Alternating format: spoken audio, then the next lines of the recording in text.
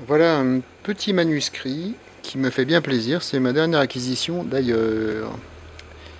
C'est un petit manuscrit qui pose le problème de la modernité. J'adore ce genre de paradoxe. Vous voyez, c'est un petit manuscrit du XVIe siècle avec des chants grégoriens.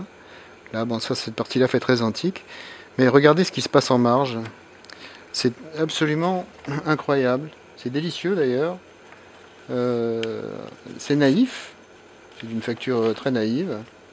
Mais d'une imagination assez déroutante.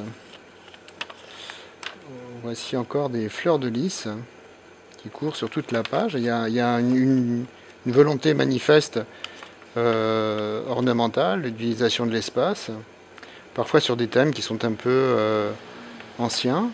Et puis à d'autres instants, ça c'est très étonnant par exemple, dans le choix des couleurs et dans les formes. Par moments, une liberté, et je dirais même une gaieté qui m'étonne ça. J'ai trouvé ça tout à fait incroyable, même invraisemblable de trouver quelque chose comme ça dans un manuscrit, avec des effets de trompe-l'œil, des grosses fleurs.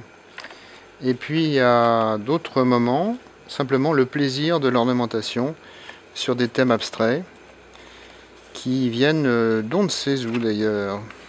Autant celui-ci a des échos dans les manuscrits médiévaux, autant ça par exemple, c'est tout à fait étonnant.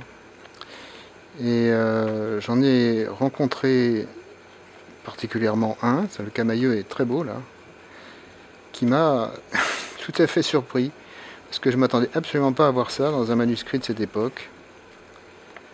Des pots de fleurs qui sont très, très naïfs, mais vraiment amusants, c'est ça. Ça, je trouve ça incroyable. Donc c'est une composition abstraite sur le Magnificat et qui fait penser tout à fait à des compositions de Gaston Chessac par exemple, ou de peintres des années 50. À la fois dans le thème et puis dans le coloris, hein. C'est tout à fait incroyable de voir ça. Les trèfles, voilà. Et ce petit manuscrit, ça c'est superbe aussi. Regardez ça, c'est incroyable.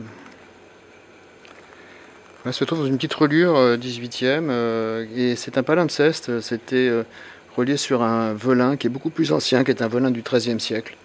Dans sa petite reliure là, de réemploi. Je suis très heureux d'avoir ça.